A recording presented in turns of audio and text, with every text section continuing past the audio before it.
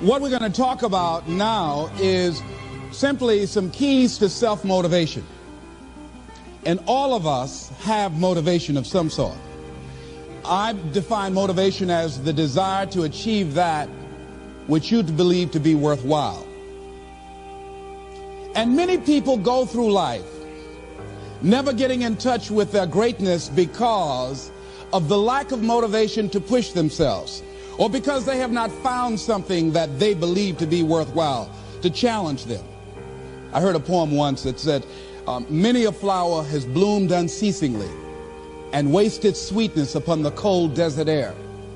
It's translated, that means simply that many a talented persons have gone unnoticed, and the world never had a chance to be exposed to their talent because that person did not take the time to begin to express or to demonstrate or to motivate themselves in the direction to bring that which they came into the universe to bring. How can you measure your motivation? How can you evaluate where you are on a scale of 1 to 10? Let's do this for ourselves mentally.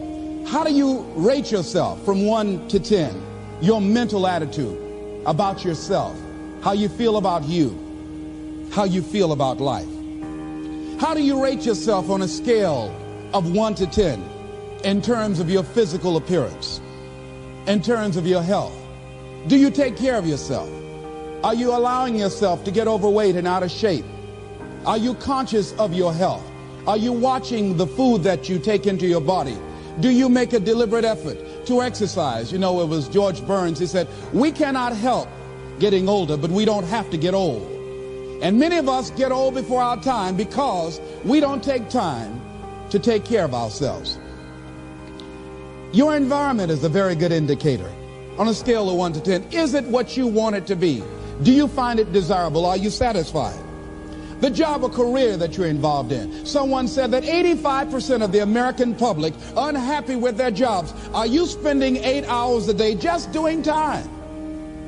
Doing something that you don't find challenging, that does not make you stretch mentally, that does not stimulate you, that does not inspire you. Something that you don't find a sense of fulfillment in it. If you're doing that day in and day out, it has to affect how you feel about yourself, your level of motivation. Your relationships. What kind of impact is it having on your life?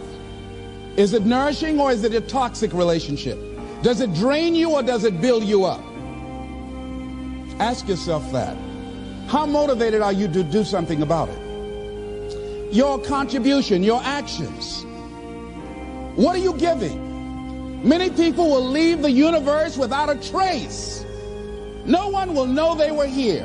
And in fact, under their name, we could put under there, not used up. Will anybody know that you came this way? What contribution are you giving? What will you leave? What will be different because you came this way? Someone once said that life is our gift to us that God has given us, and how we live our lives is our gift to God. What kind of gift are you formulating? Is this a gift that you like to take back and do something else before you turn it in? Think about that. What can we do? What are some of the keys that we can begin to use to motivate ourselves when our batteries run low? Because I don't care who you are, I don't care what you do, at some time you are going to get tired. At some time you're going to get in a rut, seem like nothing you do works out right. And sometimes it just seems like you just don't have the wherewithal or the will to do anything. That sometimes you act like you're punch drunk. You're just wading through life, just doing time day in and day out, looking at non-discriminatory television, anything that's on, just looking. And depressed, feeling powerless, feeling useless, and bored. What do you do? How do you get yourself out of a rut? How do you, when you know you can do more than what you've been doing and you're not doing it and you're discontent with where you are, you get angry at yourself. How do you get out of that rut? How do you motivate yourself? One of the things that we must do is that we must be involved in working on achieving self-mastery. You must work on yourself continuously. Never be satisfied with yourself. Always know that as you invest the effort and time on you, that's the greatest ability that human beings have above animals. See, a dog can't be anything but a dog. Tree can't be anything but a tree. Human being, you've got unlimited potential. You can put effort on you, and by concentrating on you and developing you, you can transform your life wherever you are right now. So you want to work on yourself. You want to read books that inspire you and motivate you. You want to listen to tapes over and over and over again. And I suggest that you listen to tapes when you first get up in the morning. You want to control the spirit of your day. When you first wake up in the morning, your mind is operating at 10.5 wave cycles per second. That's when the subconscious mind is most impressionable. Whatever you hear in the first 20 minutes when you wake up, that will affect the spirit of your day. When you listen to tapes, listen with relaxed belief, believing that this can happen for you. And by listening to them, listen to them over and over and over again, and you will get a breakthrough. You can listen to the same tape for months, and all of a sudden you hear something you never heard before. It have a special meaning for you. Or read the same book over again, and you find some special insight. You said, I can't believe I didn't see that the first time. So you want to be involved in developing yourself. Most people won't do that. Most people won't take that kind of effort and invest that kind of energy in themselves, because they will fall prey to that conversation within. Oh, don't do that. You don't have time. You're too busy. You're too caught up in the rat race. Most people won't do that. Well, they won't take time to go to lectures. They won't take time to go to seminars. They won't take time to go to classes to improve themselves. And as you continue to work on yourself, you will begin to expand your vision of yourself. You begin to work towards self-mastery. And you will begin to see it reflect itself in all the dimensions of your life, your mental life, your physical life, your social life, in your relationships, your monetary life. So concentrate on developing yourself. Because if you don't, I guarantee you that you will make a settlement. And most people have. And most of us already have. What kind of settlement have you made with your life? You know, when we make settlements, out of court settlements, you've heard them. That means that you decided to take something less than what you originally wanted to get had you gone into court. And the reason that you settled outside of court is because you didn't believe that you can get it. So you made an out-of-court settlement. Many of us are making in-life settlement. We're settling for less than what we actually deserve. We don't feel good about it, but we make it work in our minds. We'll come up with some kind of excuse to make it all right. What kind of settlement have you made with your life? Many of us settle for less than what we want out of relationships because we don't have the courage to change them. I had a seminar I used to do called Are You Living Together or Dying Together? Many people are just dying together. Gladys Knight used to have a song that says, neither one of us want to be the first to say goodbye.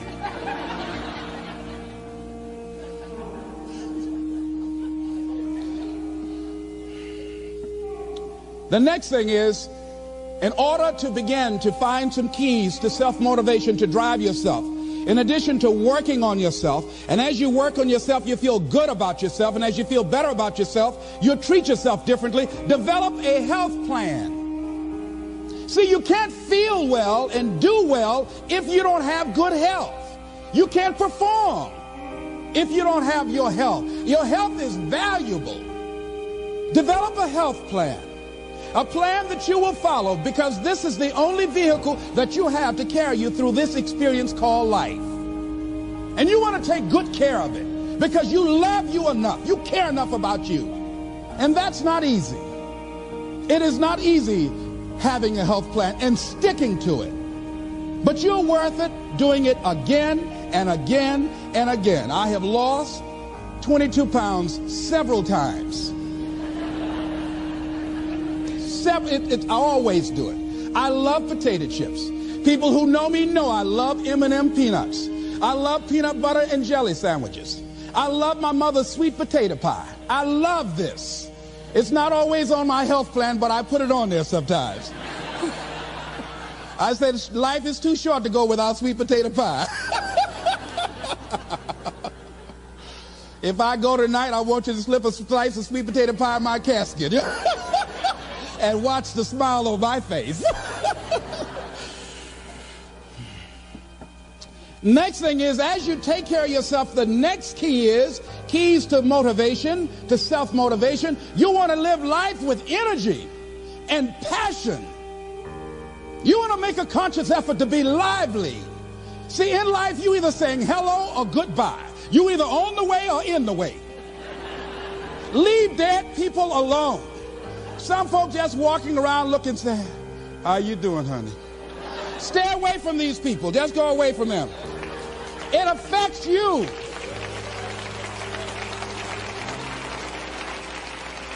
You want to smile. You want to be happy. You got a lot to be thankful for. But you watch some of the faces around you every day. And I tell you, some of these faces, they will put you in a depressed state of mind. So you want to avoid these kind of faces. When you see them coming, turn your head. Next thing is that you want to monitor your inner conversations. The things that you say to yourself. You want to watch them, and in watching them, you want to take charge. A friend of mine told me this evening, and she did it excellently. She said, I didn't want to come tonight. I was feeling so depressed. And I said, I'm going anyhow. See, that was the conversation. Oh, you really don't feel like it. You really don't need to do it. You don't really need to read anything. Forget all that. That's that inner conversation. Oh, you don't need to worry about trying to go into your own business. Forget that. You can't do that. What if you lose everything you've got? That inner conversation that stops you from doing the things you want to do less, don't do that. How can you possibly think about being a motivational speaker? You don't have the contacts, you don't have the money, you don't know the right people. You're going to get up there and your mind's going to go blank. Forget all that. You remember that time you got up before some people and you panicked? You stood up and your mind sat down? Don't you remember? And I said, yes. And then I said, shut up. So you've got to learn to stand up to yourself inside yourself and short circuit, override that conversation that's always going on. 85% of what that conversation will tell you is negative. It's negative. It will tell you you're tired when you really are not tired. It will tell you you can't do it. It will fill you with fear. So you've got to watch that conversation. And when you find it going on, you've got to stand up to it and say, I'm going to do this anyhow. I'm afraid, but I'm afraid not to do it. And I'm not going to let you stop me. The biggest challenge that you will have in life is you. There's an old African proverb that says, if there's no enemy within, the enemy outside can do us no harm. The next thing that is a key to self-motivation is that you've got to ask yourself, what do I want out of life? What do you want out of life? What do you want out of a job? What do you want out of a career? What do you want out of a relationship? What do you want? What gives you your life? How will you know when you got it? What will make you happy? You need to know. You need to start asking yourself some questions. What do I really, really, truly want? You need to be exact about that. Don't be vague. Oh, I just want to be happy. That's too vague. What will make you happy? How will you know when you got it? Zero in on it. Be exact. Be specific. And as you do that, that will stimulate that superconscious mind or the reticular activating system of your mind that will begin to find those things, to identify with it. And once you begin to determine that which you want, take the time to write it down. Don't just think about it. Write it down. That is a subjective process that engages the subconscious mind. Write it down. Once you write it down, read it 3 times a day, morning, noon, and night.